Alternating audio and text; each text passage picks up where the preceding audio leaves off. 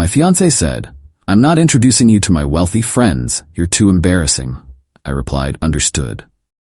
Then I showed up to her elite country club as the owner's son. When she saw me shaking hands with her friends, I, 32 male, need to get this off my chest while it's still fresh. My now ex-fiancée Victoria, 29, just learned a very expensive lesson about assumptions and classism. We'd been together 3 years, engaged for 6 months. I work as a diesel mechanic, good honest work that pays well, but apparently not prestigious enough for Vic's taste. She works in pharmaceutical sales, makes decent money, and recently got accepted into this exclusive country club through her boss's sponsorship. $50K initiation fee, $1,200 monthly dues. The works. The problem started about 2 months ago when she got in. Suddenly, every weekend was about the club. Tennis with the girls, charity luncheons, wine tastings. Fine by me, I'm not much for that scene anyway. I prefer working on my 67 Camaro restoration or fishing. Then came the conversation that changed everything. Last Tuesday, she's getting ready for some gala at the club. "Victoria, so I'll be back around 11.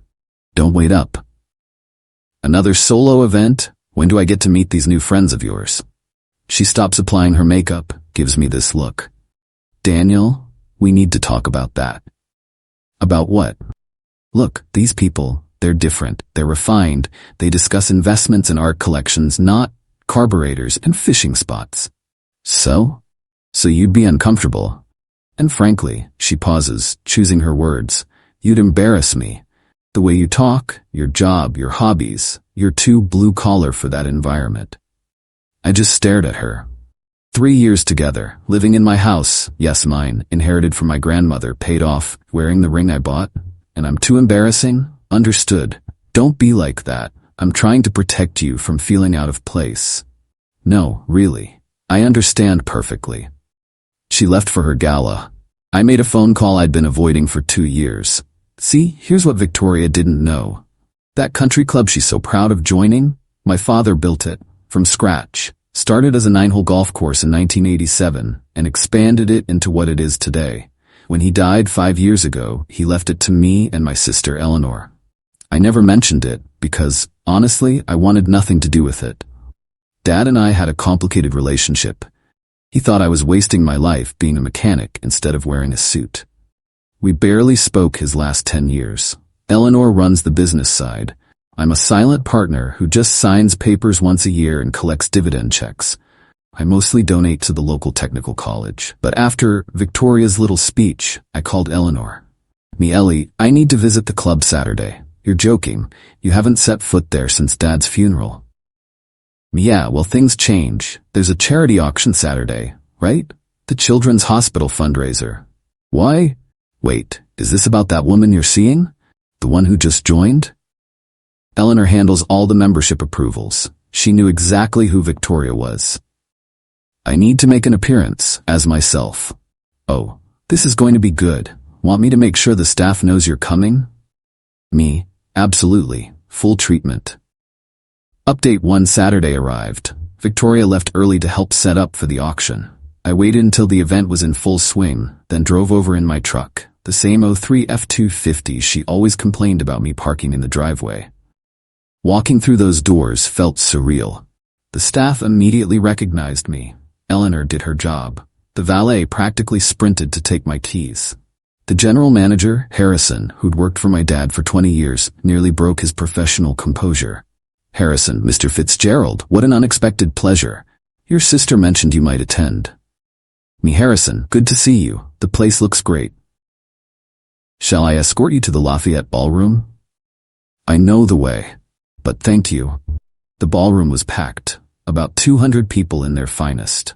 I spotted Victoria immediately, holding court near the bar with a group of women, laughing at something.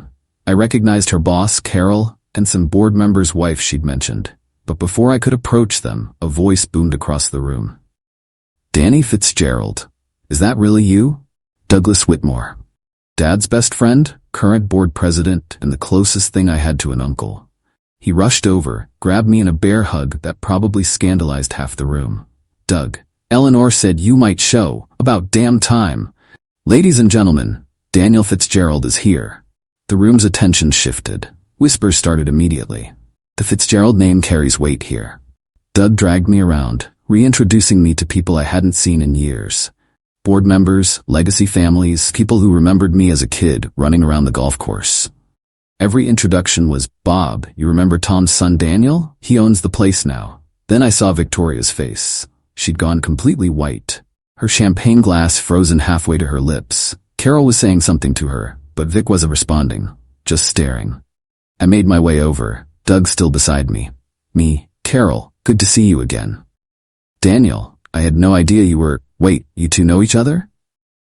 Victoria found her voice. This is my fiancé." The silence was deafening. Carol's eyes went wide. The other women looked between us, computing. Doug, God bless him, made it worse. "Fiancé?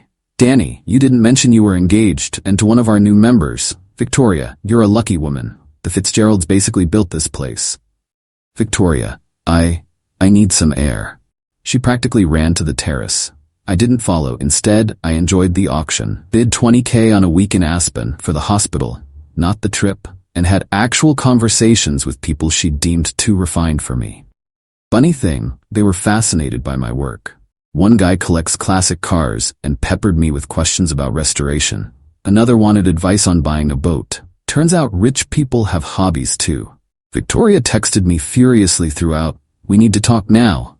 "This isn't funny. You lied to me. Daniel, please. Stop ignoring me." I didn't respond. I was too busy having a conversation with her boss Carol about how Victoria had described me as working in transportation and how she'd been angling for introductions to the important families.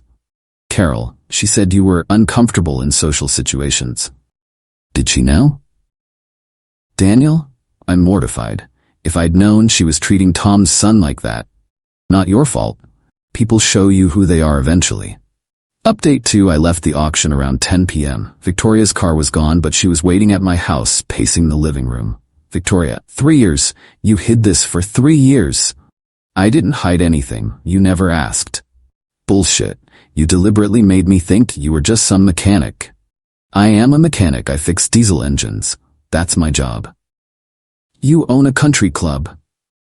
"Me. I inherited a quarter of a country club. Eleanor owns another quarter and the trust owns the rest. I don't run it. I don't work there. I barely acknowledge it exists." "Victoria, do you have any idea how humiliated I am? I've been telling everyone my fiancé couldn't possibly fit in, and you're literally their landlord." "You're humiliated? You told me I was too embarrassing to be seen with. You said I'd embarrass you. That was before I knew." And that's the problem, Vic. She tried everything.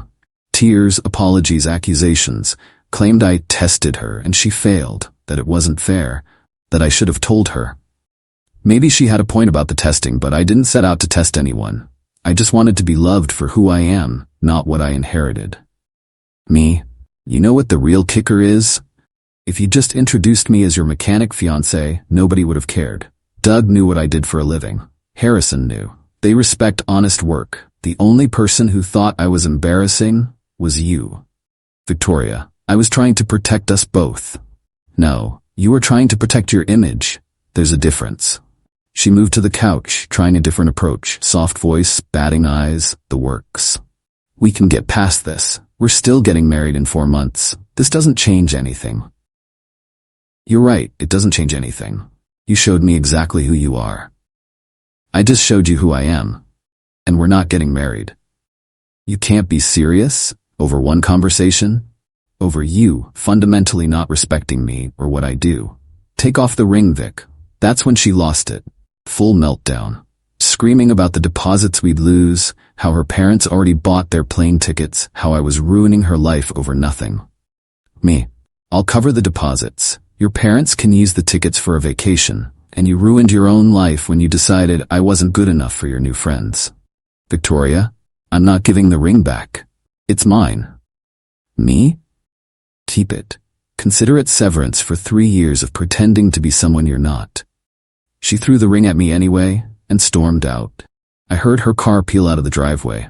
Sunday morning, woke up to 27 missed calls from Victoria, 12 from her mother Patricia, and about 50 texts ranging from, "I'm sorry," to "You're a monster," to "We can work this out." But the best part? Carol called me directly. Carol, Daniel, I need you to know. Victoria won't be returning to our company. That seems harsh. This is personal, not professional. She's been name-dropping her connections at the club to clients, promising introductions she couldn't deliver. Now I know why. She was using perceived social status. She didn't actually have to close deals. That's fraud in my book. Karma's funny like that. Update 3. The entitlement escalation was something else. Monday morning, Victoria's mom, Patricia, showed up at my work, at the diesel shop, in her white Mercedes, looking like she'd rather be anywhere else. We need to discuss the situation like adults. I'm working, Patricia. Victoria is devastated. She's had to move back home. Do you have any idea what you've done to her reputation? What I've done, that's rich. She made one tiny mistake. Me. She told me I was too embarrassing to meet her friends. Because she didn't know who you were. Any woman would want to show off a man with your assets, and there it was. The real issue. Not that Victoria had been cruel, but that she'd been cruel to someone with money. So it would have been fine if I was actually just a mechanic? Don't twist my words. Victoria deserves a lifestyle befitting her ambitions. Me? Then she should earn it herself. I'm not a lottery ticket. Patricia actually tried to negotiate, like this was a business deal. Offered to have Victoria sign a prenup, promised she'd learn to appreciate me, even suggested couples counseling. Me? Patricia, she's not getting back in. Please leave before I have you escorted out. She huffed but left. Then the real games began. Tuesday, I get a call from Eleanor. Eleanor, you're not going to believe this. Victoria tried to use her membership to book the grand ballroom. For what, Eleanor? Her wedding, to you. She told the events coordinator you'd reconciled and wanted to move the venue here as a romantic gesture. Cancel it. Already done. But Danny, I also had to revoke her membership. Why? She charged $8,000 worth of champagne and food to the member account over the weekend, claiming it was for a Fitzgerald family event. When accounting called to verify, she said you'd authorized it. The audacity was breathtaking. She was literally trying to spend money she assumed I had. Wednesday brought a new player. Victoria's ex-boyfriend, Trevor, reached out via LinkedIn of all places. Bro, heard about you and Vic. Same thing happened to me 2 years ago. She found out my dad owned commercial real estate and suddenly wanted to get back together. When I said no, she tried to say she was pregnant. Watch yourself. That was concerning enough that I screenshot everything and sent it to my lawyer buddy. Just in case. Thursday was the peak. Victoria showed up at the country club during the ladies' tennis tournament. Eleanor called me immediately. Eleanor, security has her at the gate. She's telling everyone she's still your fiancée and demanding entry. Me, let me handle this. I drove over. Found Victoria arguing with the security guard, tears streaming down her face, making a scene in front of arriving members. Daniel, thank God, tell them who I am. Me, I know exactly who you are. You're a former member who's no longer welcome on the property. You can't do this. I have friends here. Then they can meet you somewhere else. This is illegal. I paid my dues. Eleanor had walked up behind me. Actually, your membership was sponsored by Carol Hendricks through her corporate account. Since you no longer work there and you've committed fraud against the club, your membership is terminated. You'll receive a full refund of your personal contribution, which was $0. The gathering crowd was whispering. Some were recording on their phones. Victoria's carefully crafted image was crumbling in real time. Victoria, getting desperate. I'll sue. This is discrimination. Me. On what grounds? Victoria, emotional distress, breach of promise. You proposed to me. And you told me I was too embarrassing to be seen with. That offer was rescinded the moment you showed your true character. She tried one last manipulation. I'm pregnant. The crowd gasped. I just laughed. Me, no, you're not. Victoria, how would you know? Me, because we haven't been intimate in 2 months. You've been too busy with your club activities. Plus, your ex Trevor warned me you'd try this move. Her face went from fake tears to pure rage. Victoria, you're all witnessing this abuse.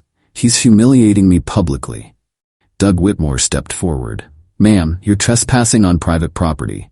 If you don't leave voluntarily, we'll have to call the police. That did it. She stormed off to her car, but not before screaming, "You'll regret this, Daniel. I'll make sure everyone knows what kind of man you really are."